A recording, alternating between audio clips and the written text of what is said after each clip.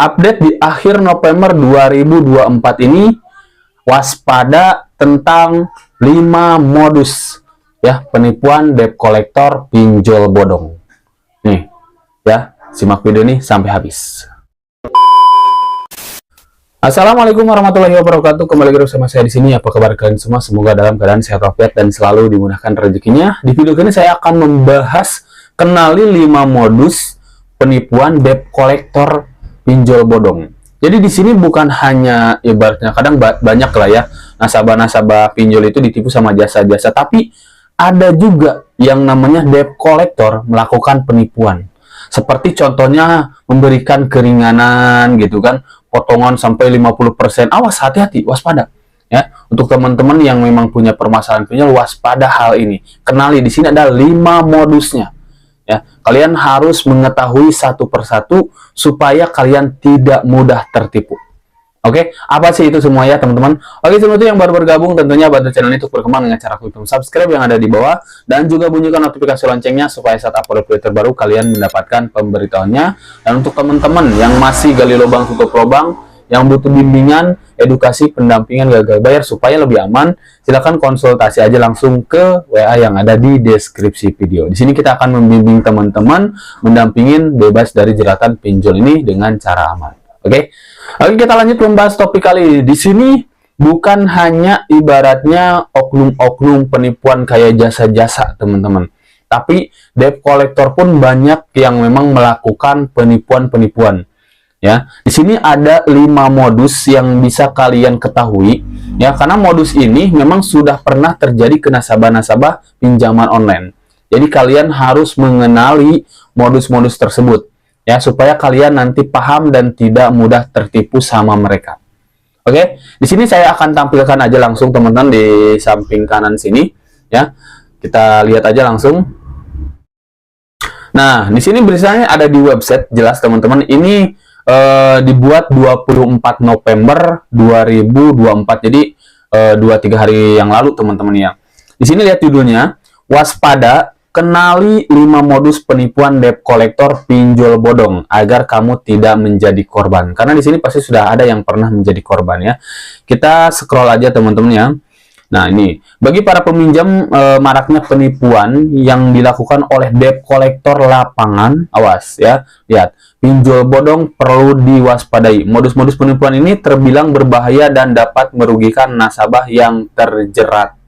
Ya, para nasabah galbay menjadi target utama para penipuan ini.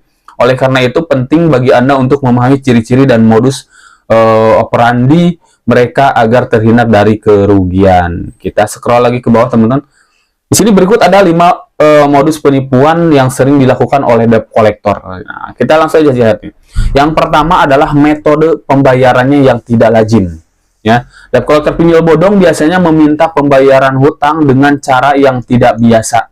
Ya, seperti transfer ke rekening pribadi mereka, pembayaran melalui aplikasi e-wallet atau metode lainnya yang tidak tercantum dalam prosedur resmi platform pinjol. Ya, jadi kalau memang ada apps lapangan, DC lapangan, kata saya juga, kalau memang mereka meminta pembayaran tapi bukan di aplikasi kita, mereka memberikan virtual account, makanya harus hati-hati, jangan mau. Karena itu adalah banyak juga modus-modus yang seperti itu. Dan ujungnya ke aplikasi nggak sampai uangnya. Gitu. Jadi ini hanya ke mereka aja. Nah, inilah ya, kenal nih teman-teman ya. Kita cek yang selanjutnya.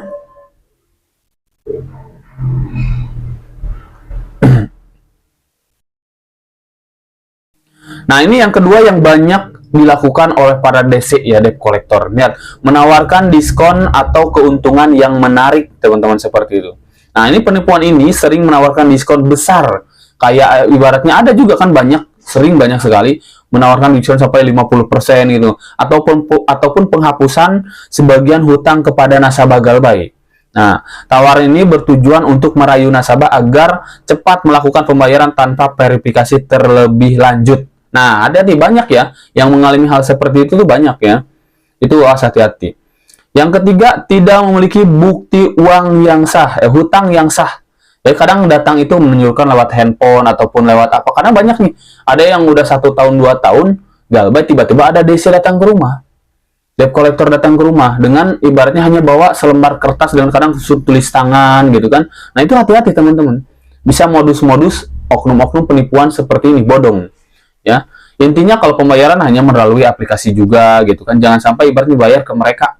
Ya, banyak sekali modus-modusnya teman-teman ya. Debt collector bodong ini tidak akan menunjukkan bukti resmi mengenai utang nasabah. Nah seperti itu. Ada juga banyak yang memang tidak menunjukkan apa namanya SPPI kan gitu ya. Itu banyak sekali yang seperti itu teman. Hati-hati ya.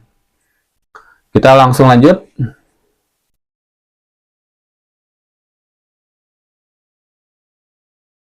Yang keempat, ada yang paling memang bahaya, ini mencuri data pribadi, mencoba mencuri data pribadi ya. Para penipu ini dapat memanfaatkan momen penagihan untuk mencuri data pribadi nasabah seperti informasi bank, kode OTP, ataupun data sensitif lainnya. Nah, waspada teman-teman ya. Kalau memang kadang ya, kalau kita saat galbay, tiba-tiba ada kode OTP pada masuk gitu kan, si debt collector itu meminta jangan. Ya, karena banyak sering sekali yang gagal bayar itu dikirimin kode OTP. Nah, itu hati-hati, waspada. Jangan sampai kalian ibaratnya memberikan kode OTP ini ke mereka. Ya, seperti itu. Yang selanjutnya adalah informasi utang yang tidak transparan. Ini ini yang seperti ini biasanya kayak ibaratnya di dalam penagihan online tuh ya, banyak tuh ya. Penagihan online yang melakukan penagihan atas utang kita tapi nggak jelas. Nah, debt collector pinjol bodong biasanya tidak memberikan informasi hutang yang jelas dan lengkap kepada nasabah. Detail seperti jumlah hutang, jatuh tempo, denda, bunga, dan rincian tagihan lainnya tidak dijelaskan secara transparan. Nah, hati-hati. Ini bukan hanya yang memang penagihan online aja, tapi yang memang datang ke rumah juga kadang seperti itu. Punya tunggakan. Beberapa nasabah yang ngalamin ini, yang seperti yang konsultasi ke saya itu, biasanya di aplikasi-aplikasi semi-legal. Kadang saya heran gitu kan, aplikasi semi-legal yang memang tidak ada DC lapangan, tapi didatangin. Ya, nah ini yang harus diwaspadai. Makanya kita harus memahami aplikasi yang ada DC lapangan itu apa, aplikasi yang tidak itu apa. Jangan sampai kalian didatengin debt collector ke rumah, tapi tidak mengetahui juga cara menghadapinya seperti apa. Kayak ibaratnya kan itu yang harus dipertanyakan, ada beberapa hal saat FC datang ke rumah itu. Ya, yang pertama ID card mereka harus jelas. Ya, yang kedua ibaratnya kayak surat penagihan juga harus jelas atas nama kita, tunggakan kita berapa. Ya, yang ketiga sertifikasi penagihan yang memang mereka miliki yang dikeluarkan oleh lembaga LSPPI, disebutnya SIM, surat izin menagih. Nah ini juga harus punya ya, biar kalian nggak ketipu gitu kan, karena ada beberapa nasabah yang memang konsultasi seperti itu. Kok didatangin FC ini ya, aplikasi ini katanya udah datang ke rumah, kok bisa didatangin padahal aplikasi ini nggak ada FC lapangan. Karena jelas kalau memang sebuah aplikasi platform memiliki kolektor lapangan itu harus dengan izin juga. Harus memiliki izin kayak yang jelas, yaitu si FC-nya memiliki yang namanya SIM, surat izin menagih, yang dikeluarkan oleh lembaga LSPPI, yang disebutnya adalah sertifikasi penagihan. Ya, seperti itu. Ya, poin utamanya adalah yang penting jangan melakukan pembayaran ke si FC sendiri. Mau hutang berapapun Anda, tetap pembayaran kita sendiri yang mencetak kode virtual account di aplikasi kita sendiri. Itu poinnya ya, supaya teman-teman tidak ibaratnya sampai terjerumus ataupun tertipu, terjerat oleh si DC pinjol ini ataupun si FC yang datang ke rumah juga. Ya, seperti waspada teman-teman ya. Intinya teman-teman selalu waspada, terutama sama bantuan-bantuan manapun, termasuk ya kayak gitu jasa, termasuk kayak debt collector itu sendiri ya, waspada. Intinya meminta bantuan boleh, teman-teman, siapapun boleh gitu kan. Yang penting jelas orang yang mana. Intinya kayak saya lah ya. Di sini bukan saya membaguskan diri saya sendiri, tapi intinya kalau yang namanya jelas yang mana kan jelas. Gak mungkin ada indikasi-indikasi penipuan. Orangnya jelas yang mana. Ya, intinya kalau bantuan dari sini pun kan kita yang namanya bimbingan. Yang kita utamakan itu adalah bimbingan pendampingan gagal bayar. Mulai dari mana? Edukasi, pemahaman tentang resiko pinjol seperti apa, hukum pinjol kayak gimana. Baru mulai melakukan penanganan meminimalisir. Ya, meminimalisir segi resiko-resiko itu kan ada bentuk-bentuknya, meminimalisir segi resiko-resiko fatal dari teror penagihan ataupun penyebaran data. Kalau ada DC lapangan kan kita ajarkan bagaimana cara menghadapinya nanti. Kalau bentuk bantuan kita seperti itu. Supaya kalian siap dan semua akan kembali ke diri kita masing-masing, ke kalian masing-masing.